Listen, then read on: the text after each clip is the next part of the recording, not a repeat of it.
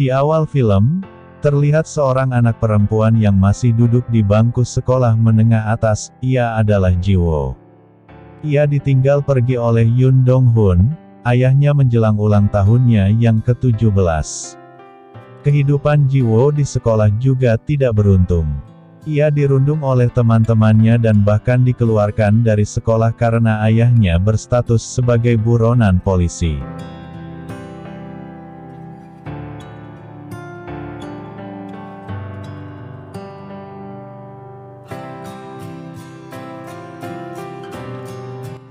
Selain itu, di tempat tinggalnya di apartemen murah, tetangga Ji-woo tak lagi menghiraukan dirinya, sehingga ia merasa benar-benar kesepian.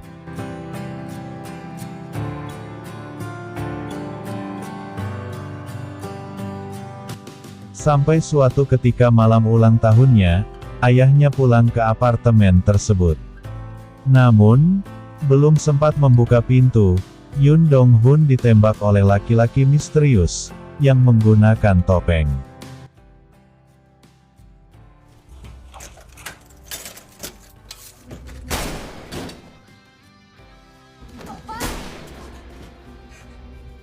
Ji-woo melihat ayahnya ditembak dari lubang kecil, di pintu dan mendapati ayahnya dalam kondisi sekarat. Namun, darah sudah banyak keluar dan akhirnya Dong-hoon meninggal dunia saat itu juga.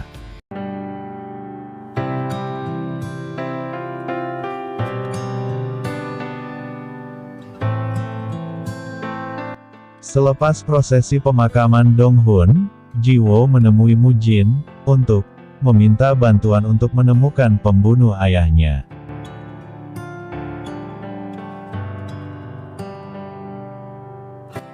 Hal ini terpaksa dilakukan Ji-woo, karena polisi setempat sudah tidak bisa diharapkan. Walaupun sempat ragu, Mu-jin akhirnya merekrut Ji-woo, dan bergabung dengan Dongcheon, sindikat kejahatan terorganisasi di Korea Selatan, sekaligus bandar narkoba terbesar.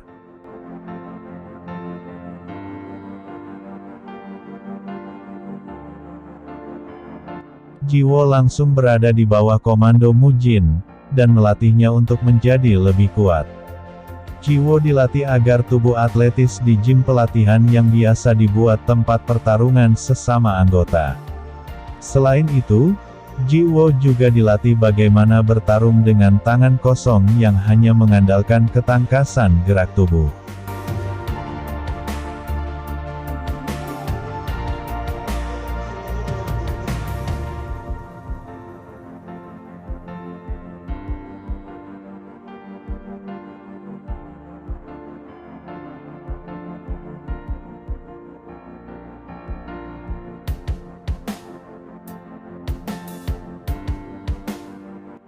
Selama masa karantina anggota baru, Ji-woo berhasil mengalahkan Do Gang-jae, yang sebelumnya diprediksi sebagai pemenang pertarungan.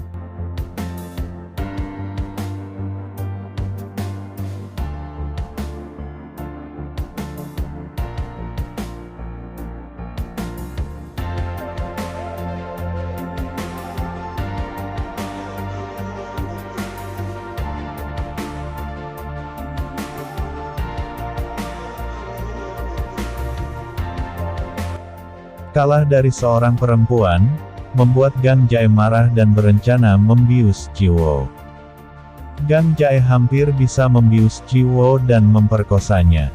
Namun, aksi bejat tersebut gagal dilakukan karena Ji-woo masih bisa menangkisnya walau dalam kondisi setengah sadar.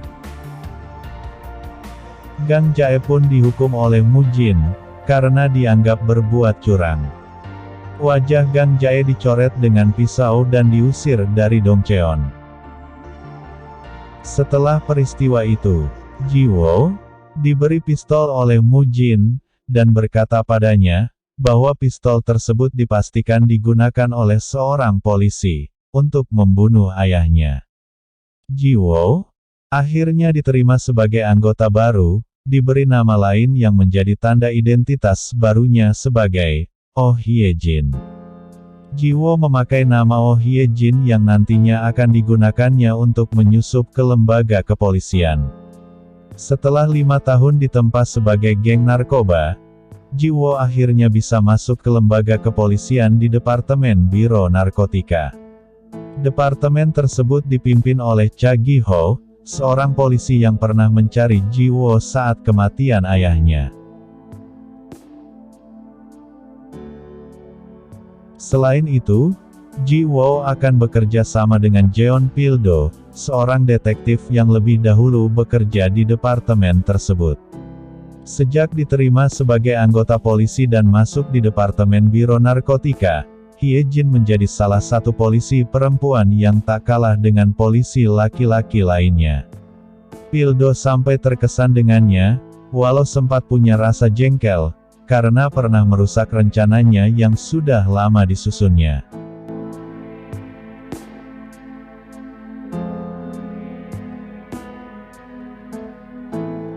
Kali ini, Biro Narkotika dan tentu saja Hye Jin adalah salah satu anggotanya, melakukan penggerebekan ke lokasi menjadi tempat persembunyian Dongcheon, tempat Mu Jin berada. Jiwo tak sempat memberitahu Mu Jin, karena operasi ini dilakukan secara mendadak.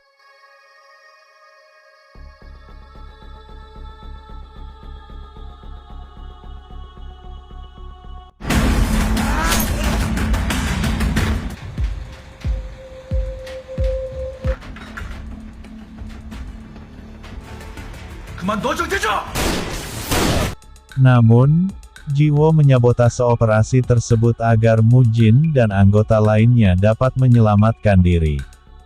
Jiwo meletakkan pistol yang pernah diberikan Mu Jin kepadanya sebagai barang bukti di tempat persembunyian tersebut. Jiwo tahu bahwa Mu Jin menjadi target operasi.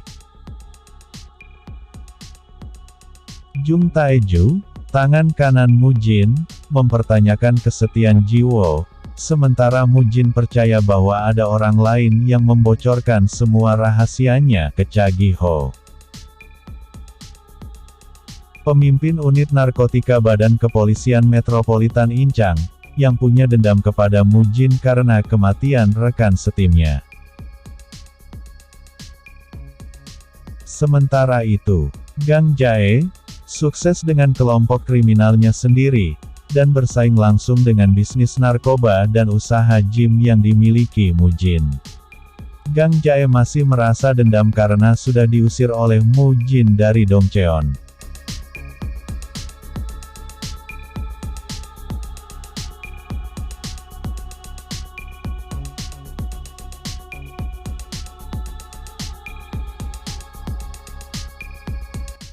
Setelah operasi penggerebekan markas Mu Jin gagal, Kapten Gi-ho segera mengetahui keberadaan Gang Jae di jaringan peredaran narkoba. Selain itu, Gi-ho juga mencurigai bahwa Tae-ju adalah informannya. Sementara itu, Ji-wo memberikan informasi palsu kepada Gi-ho tentang Tae-ju yang sudah kembali ke Mu Jin. Hal ini kemudian membuat Gi-ho curiga dan meminta Pil-do untuk mengawasi Ji-wo. Semua gerak-gerik Ji-wo diawasi oleh Pil-do, bahkan saat Ji-wo sedang melakukan pengintaian. Dari operasi di markas Mu Jin, senjata yang membunuh Dong-hun, ayah Ji-wo adalah milik Song Jon-soo, rekan setim Gi-ho yang dibunuh oleh geng Mu Jin 10 tahun yang lalu. Sementara Ji-wo dan Pil-do kemudian bersama-sama mencari markas Gang Jae dan menanyakan banyak orang. Mereka pun segera menemukan Gang Jae dan terjebak di sebuah gedung mobil bekas.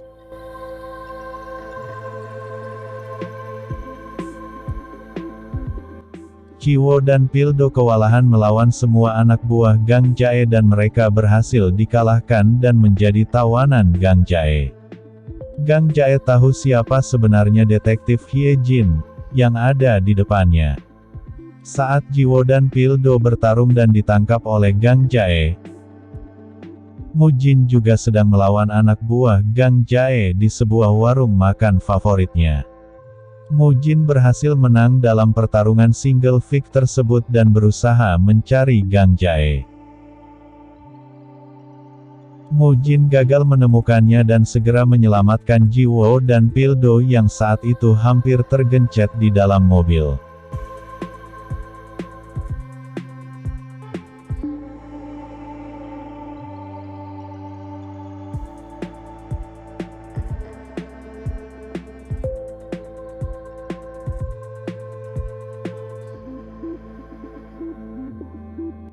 Setelah Jiwo berhasil keluar dari mobil tersebut, Mujin segera lari karena polisi segera tiba.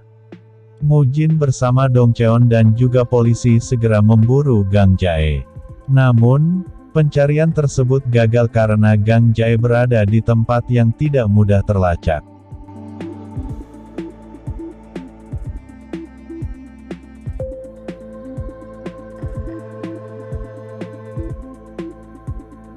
Setelah peristiwa tersebut, Mujin menghubungi Jiwo agar ia segera pindah dari Korea Selatan demi keselamatannya. Akan tetapi, Jiwo menolak dan masih berambisi untuk menemukan pembunuh ayahnya. Saat berada di kantor polisi, Jiwo dikenalkan kepada Sersan Cho, yang juga menyelidiki kasus pembunuhan ayahnya. Ia menyatakan bahwa kasus pembunuhan tersebut ditutup oleh Kapten Gi Ho tanpa alasan. Pertemuan Jiwo dengan Sersan Cho segera sampai di telinga Mujin, dan membuat Sersan Cho terbunuh oleh geng Dong Cheon.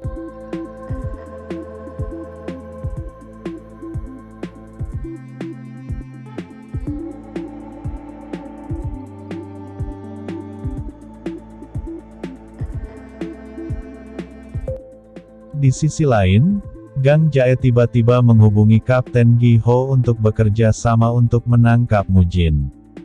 Pihak kepolisian pun menggunakan kesempatan ini untuk mempertemukan Dong Cheon kelompok Mujin dengan Gang Jae. Mereka pun akhirnya saling tempur di sebuah lokasi.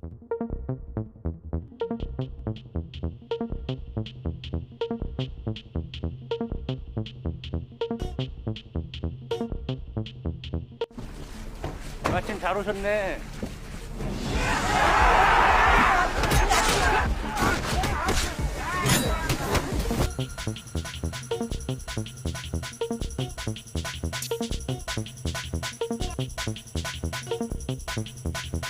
Jiwo membantu Mujin melarikan diri dan membunuh Gang Jae saat itu juga. 아무것도 몰라.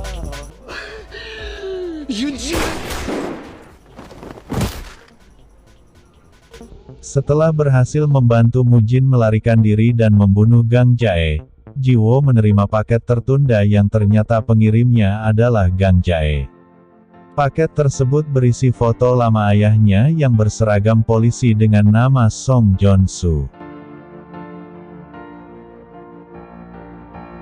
Terkejut dengan foto-foto tersebut, Jiwo segera menemui Mujin, dan menyatakan bahwa Dong Hun ayahnya adalah seorang polisi, yang menyamar bekerja untuk Kapten Gi Ho, dan ia memastikan bahwa Gi Ho telah membunuhnya karena identitas terungkap.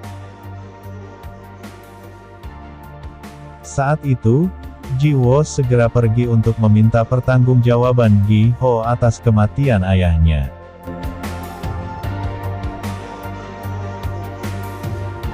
Namun, Mujin ragu bahwa Jiwo akan membunuh Kapten Gi Ho.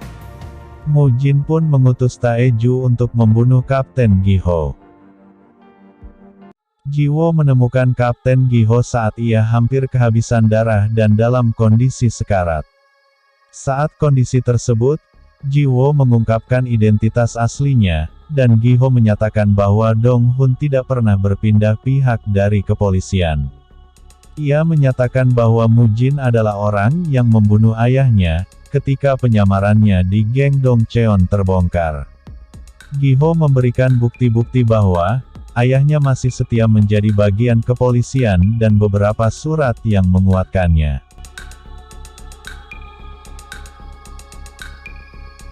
Jiwo marah dan membakar tato Dong Cheon yang menempel di dadanya. Pildo kemudian datang dan segera membawa Kapten Gi-ho ke rumah sakit terdekat. Gi-ho dikabarkan selamat setelah dilarikan ke rumah sakit. Sementara itu, Ji-wo harus menghadapi Taeju yang menyerangnya secara tiba-tiba tanpa arahan Mujin. Taeju kalah dan sebelum meninggal dunia, ia mengatakan bahwa Mujin adalah pembunuh ayahnya yang selama ini ia cari.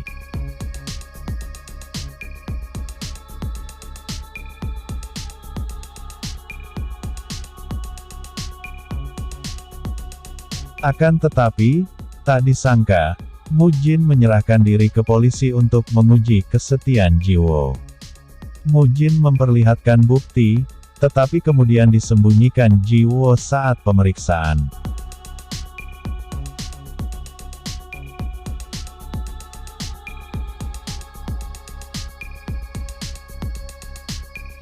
Mujin merasa bahwa Ji-wo sudah tahu rahasia sebenarnya kalau dirinya lah yang menjadi dalang di balik kematian ayahnya.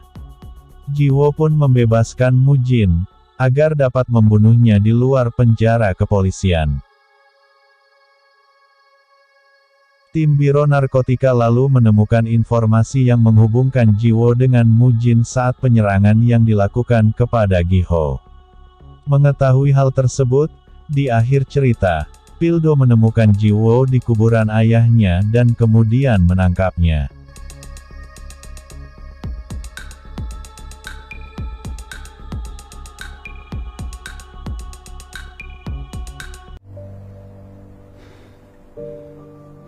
더 이상 나 시험하지 마라. 체포적 부심을 신청할 수 있다. Saat mendapatkan informasi tentang hubungan Ji-wo dan Mujin, Pildo diberitahu oleh Gi-ho tentang masa lalu Ji-wo yang telah dimanfaatkan oleh Mujin. Setelah menangkap Ji-wo di kuburan orang tuanya, Pildo melarikan diri dari serangan anak buah Mujin, dan membawanya ke rumah pantai, dan menghabiskan malam mereka di tempat tersebut.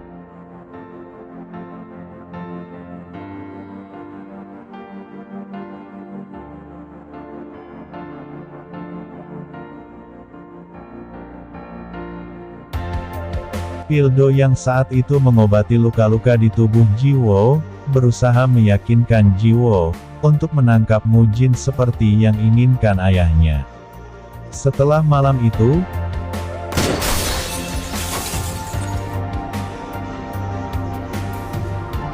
Pildo mati di tangan Mujin.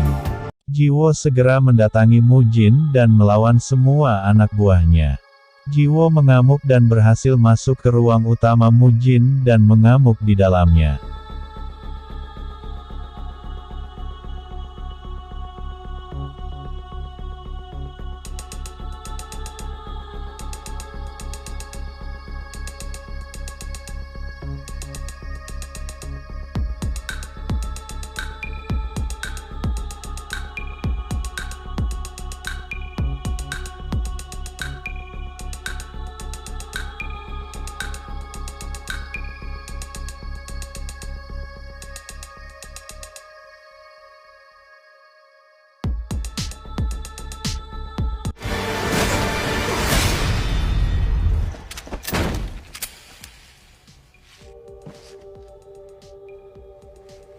Ji-wo pun berhasil membunuh Mujin. Di bagian akhir, Ji-wo mengunjungi makam orang tuanya dan juga makam Pildo yang tidak bisa ia selamatkan pada malam penentuan.